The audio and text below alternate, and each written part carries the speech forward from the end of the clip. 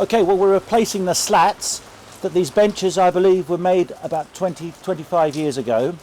So we replaced the slats. I believe they might have been done with American oak, although I can't be 100% sure. Too sure. But anyway, I have replaced these with English oak. Steam bent, quarter sawn English oak, which is one of the best qualities of an oak tree. If you imagine a dartboard, and around that dartboard, if you then put lots of lines across that dartboard, the quarter are ones on the edge. So the annual rings are going down. Where the annual rings are going across, that's the worst part of the tree because it bends.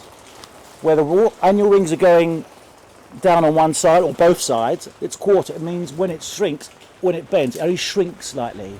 So you have a lot less movement in the timber, and you can tell when it's quarter sawn because you get what you call medullary rays, which is like a ghosty pattern that runs through a tree or runs through the plank.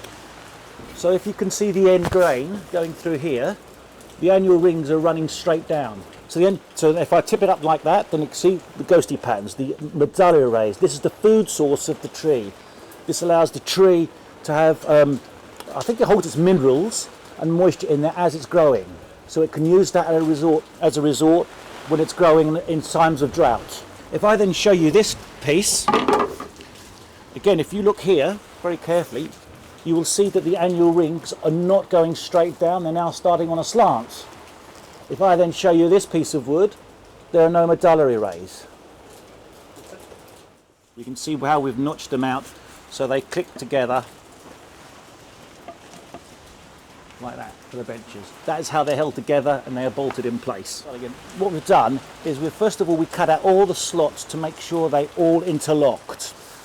Then we steam bent all the shapes to make the curves of the back and the flats of the seats to represent what they had done 20 years ago, which was a lovely design, which we just obviously recopied to do.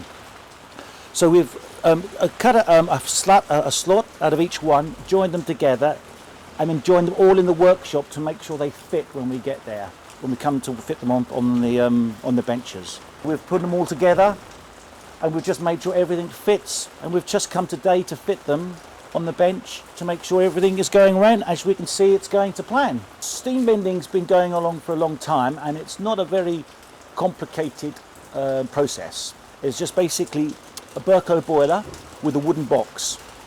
But the skill in it is choosing the timber, because certain timbers move in certain ways.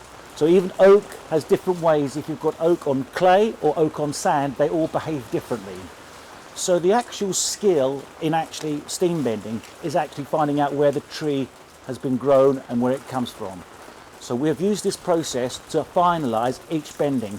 And as you can see on these benches, when we do the steaming, they all stay that same shape because they're all steamed and they all used from the same tree.